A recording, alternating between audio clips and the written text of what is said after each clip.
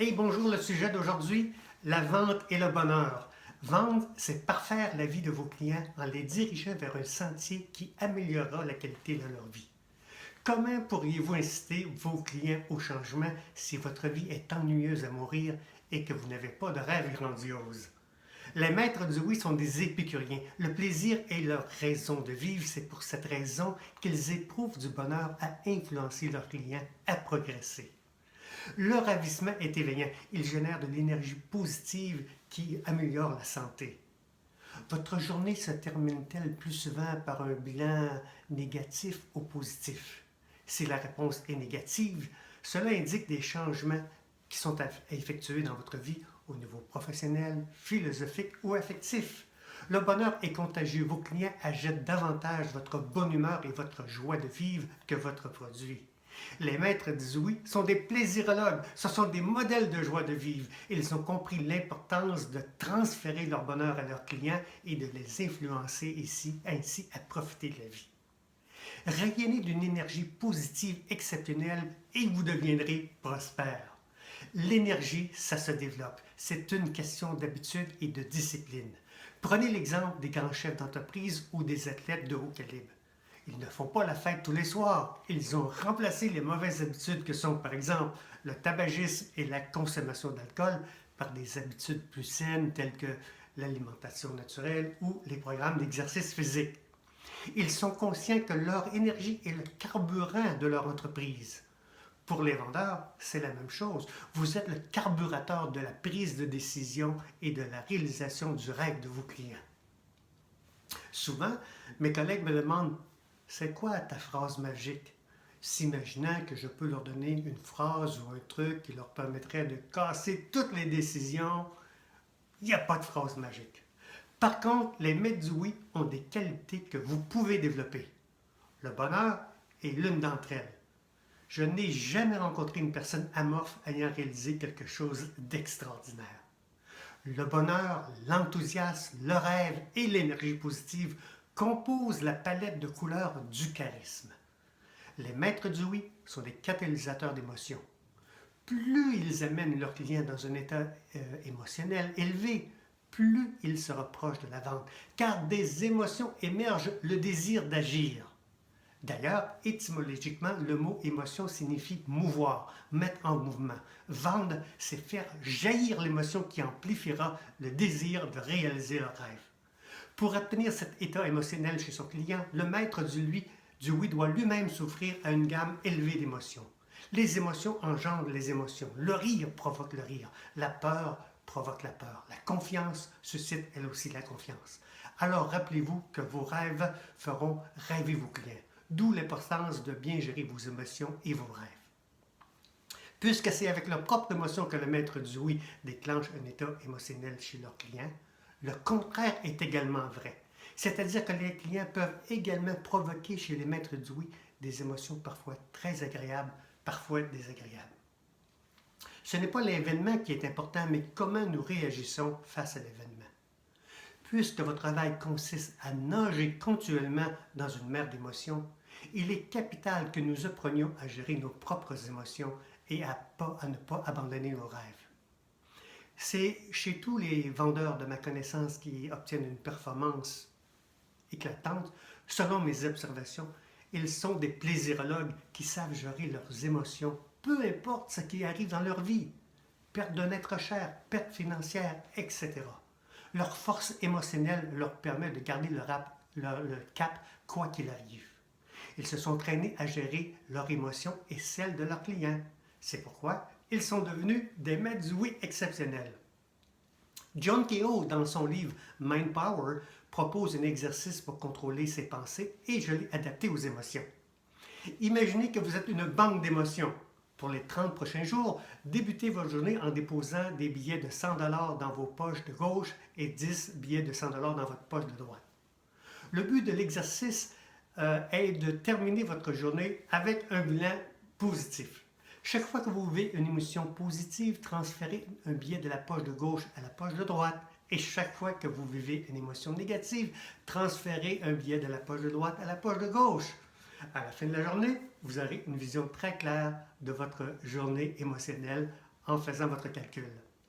Chaque fois que vous sentirez monter une émotion négative, posez-vous la question, est-ce que je veux vraiment dépenser 100 $ pour éprouver cette émotion négative? Ainsi, vous apprendrez à contrôler vos émotions et à ne pas abandonner vos rêves. Les maîtres du oui sont de grands rêveurs. Comment pourriez-vous aider vos clients à réaliser leurs rêves si vous n'êtes pas déjà un rêveur et une personne heureuse? Je vous recommande la lecture de mes livres Millionnaire du bonheur et Profession réalisateur de rêve. Les gens charismatiques sont des gens heureux et énergétiques. Ils croient en l'avenir et en un monde meilleur. Voici un exercice pour améliorer votre bonheur. Faites votre bilan bonheur. Chacune de nos journées est composée de 1440 minutes, soit 24 heures fois 60 minutes.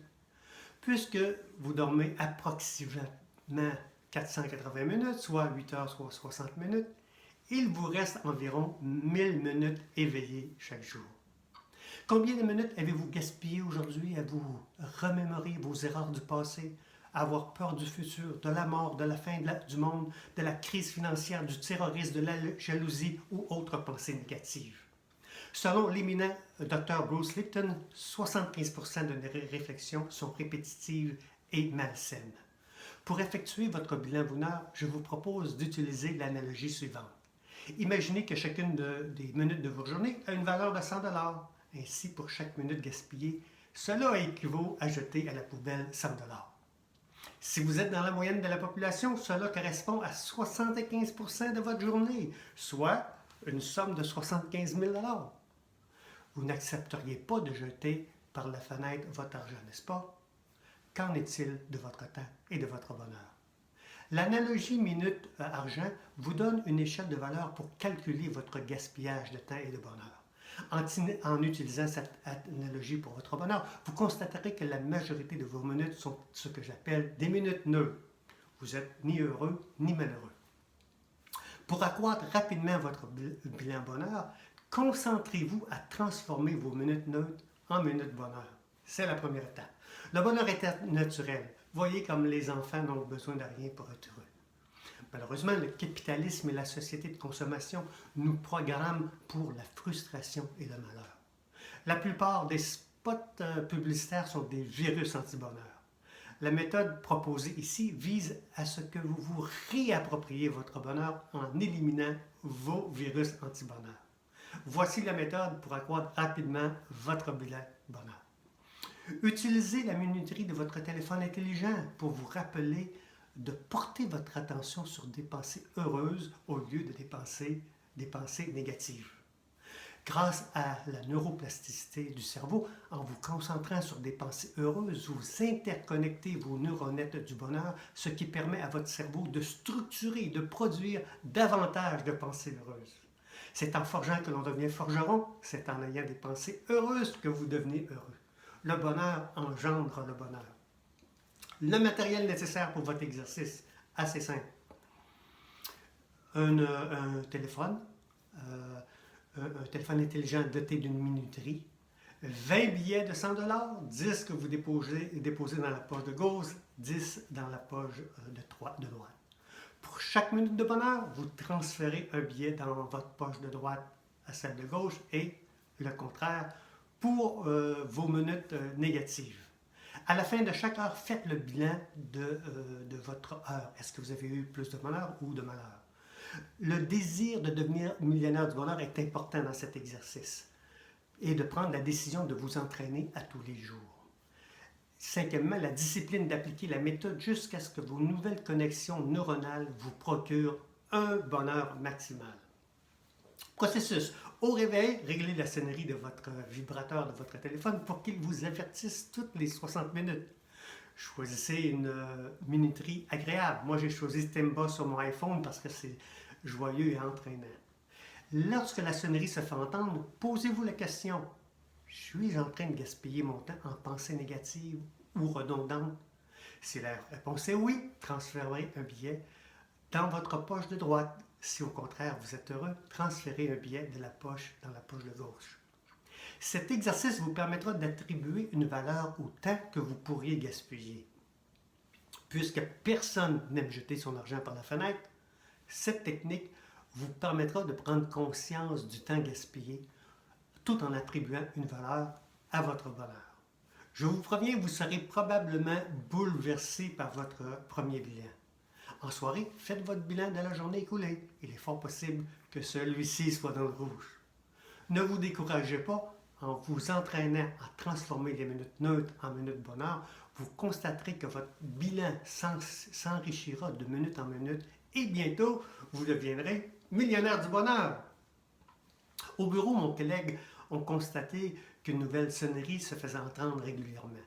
Curieux, ils m'ont questionné sur l'usage de cette sonnerie. Je leur ai expliqué mes intentions et maintenant, lorsque la sonnerie résonne, nous entamons une petite danse ensemble à faire notre minute de bonheur. C'est agréable de le faire en groupe. Puisqu'il n'est pas toujours possible de danser, je me contente parfois d'un simple sourire en silence. Plus je m'exerce et plus ça devient facile d'être heureux sans raison. Appliquez ce procédé tout simple et vous serez surpris des résultats. Pourquoi cette méthode est-elle efficace? Bien, des gens qui frôlent la mort ou qui vivent un événement traumatisant font une prise de conscience du gaspillage de leur temps, car ils réalisent que la vie est éphémère et qu'elle peut nous échapper à tout moment. La sonnerie de votre téléphone vous permettra de prendre conscience de l'instant qui passe et de l'importance de le saisir. Le transfert de billets de banque vous permettra d'attribuer une valeur à ce gaspillage. Dans l'exemple que je vous propose, je suggère d'utiliser des billets de 100 $. Toutefois, si vous demandez à une personne mourante quel montant elle serait prête à offrir pour acheter des minutes supplémentaires de vie, elle vous donnera un montant bien plus élevé que 100 $. En conclusion, le bonheur est super important car les gens, lorsqu'ils viennent vous rencontrer, ils ont un irritant, ils ont un problème. Pourquoi ils veulent le solutionner? C'est pour être plus heureux. Lorsqu'ils vous voient heureux, ils attribuent que votre bonheur est associé au produit que vous offrez. Donc, dans cet exercice, vous prendrez conscience de votre bonheur et de votre malheur et rapidement, vous serez capable de transformer ce que j'appelle les minutes neutres, car celles-ci, évidemment, sont plus faciles à transformer en minutes de bonheur que les minutes du malheur. Alors, je vous souhaite un bonheur exceptionnel. Grâce à ce bonheur, vous allez augmenter vos ventes, vous allez être capable d'influencer vos clients et surtout, vous allez être gagnant, car, évidemment, vous le savez, ce qui a notre plus grande richesse, c'est notre bonheur. À bientôt!